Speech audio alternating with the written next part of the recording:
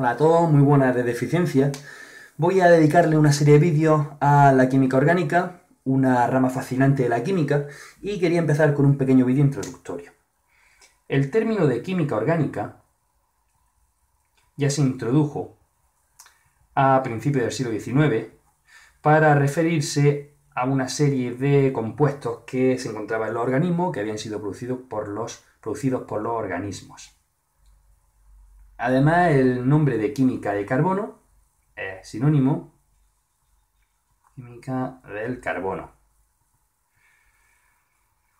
ya que, como os podéis imaginar, el elemento protagonista es el carbono. Es decir, el carbono es el principal elemento de estos compuestos. Si bien aquí tenemos que exceptuar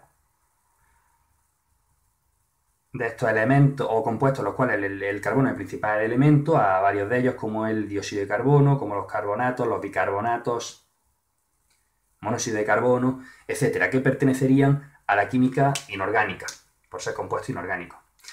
Si hay algo que destacar o que llama la atención en cuanto se empieza a estudiar la química orgánica, es la inmensa, la enorme diversidad de especies químicas.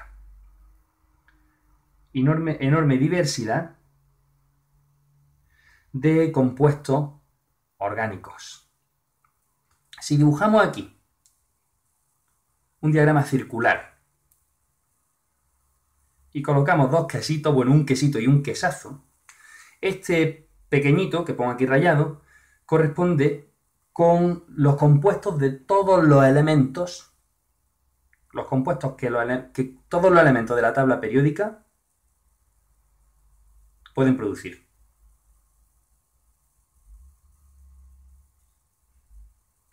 Y el resto, el quesito este que queda en blanco, correspondería a los compuestos de carbono. Así que fijaros,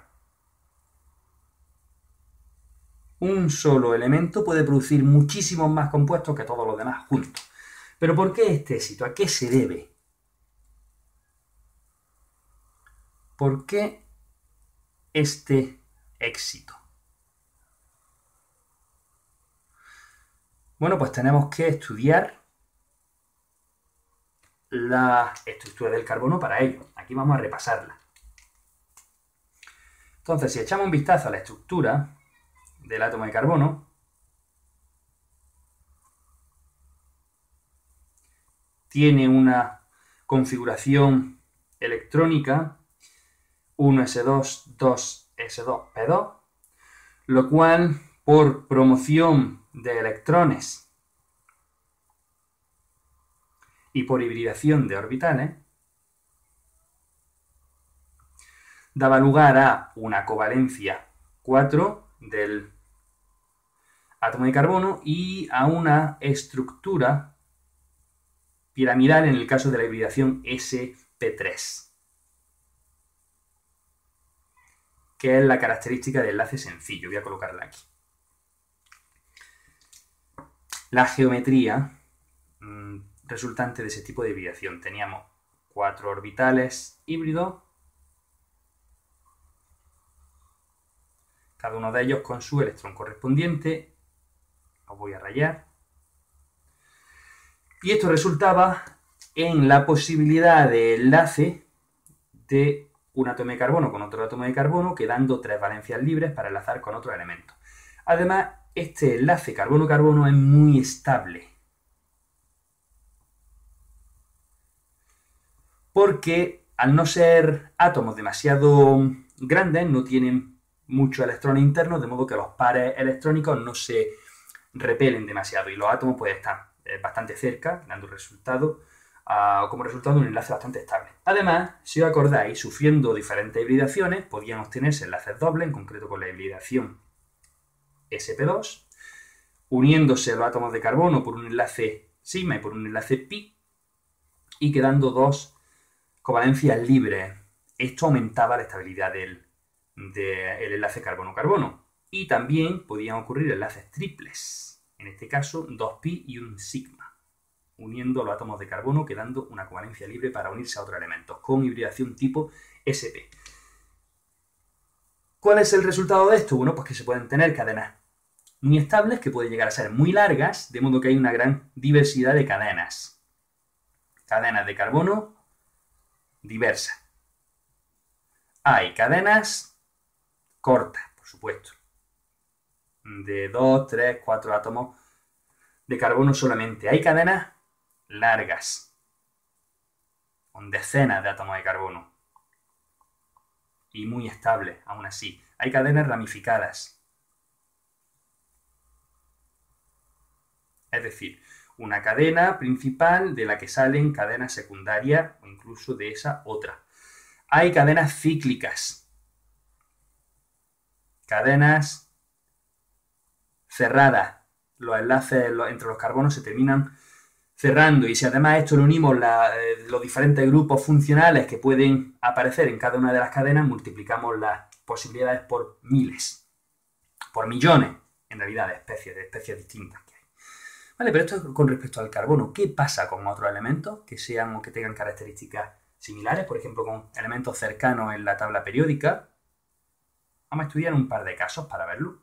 Vamos a empezar con el elemento que ocupa elementos. Vamos a estudiar el elemento que ocupa la posición anterior en el periodo del carbono, que es el boro. El boro tiene una configuración electrónica con un electrón menos, es un S2. Uy, que lo dibujo al revés. Eso quería ser un 2. 2, S2, P1.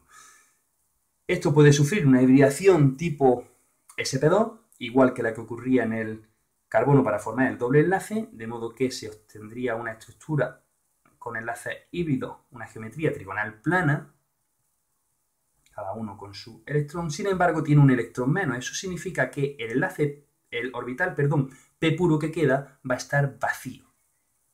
Y esa eficiencia de electrones, unida al hecho de que solamente puede formar enlaces en el plano, ya que esto es un tipo de geometría plana, va a condicionar al boro y no va a poder producir cadenas demasiado largas y que sean estables.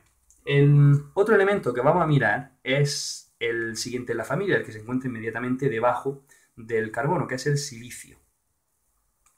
El silicio tiene una configuración electrónica idéntica en el último nivel, con un nivel más.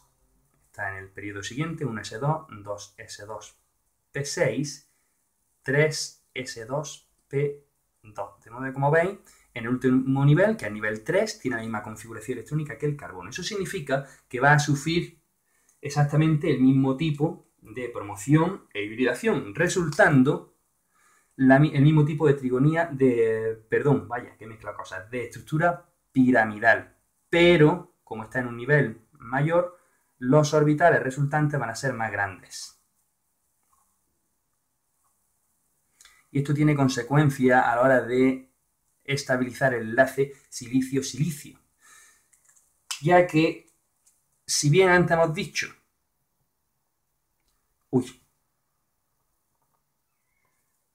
silicio, y quedan también, igual que en el carbono, 3 covalencias. Si bien hemos dicho antes que precisamente los enlaces, este enlace era estable por esa cercanía entre los enlaces de carbono, en este caso va a tener más electrones, en concreto va a tener 10 electrones intermedios más, de modo que la repulsión electrónica no va a permitir, y esos orbitales mayores no va a permitir que estos átomos estén demasiado cerca, y por lo tanto el enlace va a ser menos estable. Y si tenemos el enlace básico menos estable, eso supone que, a pesar de que con diferentes hibridaciones se puedan producir también enlaces dobles y triples, que además en este caso es muy probable que suceda porque van a estar los orbitales p paralelos muy separados uno de otro, eso significa que las cadenas que se van a producir no van a poder ser tan largas, van a ser cadenas más cortas. Bueno, hay algunas excepciones. Tenemos, por ejemplo, la excepción de las siliconas, sonarán de uno, se utilizan como pegamento, y las siliconas sí están formadas por cadenas de silicio. Lo que pasa es que en este caso interviene un átomo, que es el oxígeno, haciendo de puente, de modo que en realidad son cadenas, silicio, oxígeno, que se encuentra en el medio, puenteando los átomos de carbono. Y es que el enlace silicio-oxígeno sí es mucho más fuerte. De modo que no tendría una base silicia pura como ocurre en el caso del carbono. Sin embargo, sí que es verdad que es la más parecida al carbono, es la más parecida al carbono, e incluso se ha conjeturado con la posibilidad en un mundo ficticio o en un mundo extraterrestre en el cual la base bioquímica pueda ser en base de silicio, por esas similitudes. Bueno, pues eso es todo por hoy, espero que os haya gustado, que os haya resultado interesante. Si es así, dadle a me gusta y nos vemos en el próximo vídeo de eficiencia. Bye bye.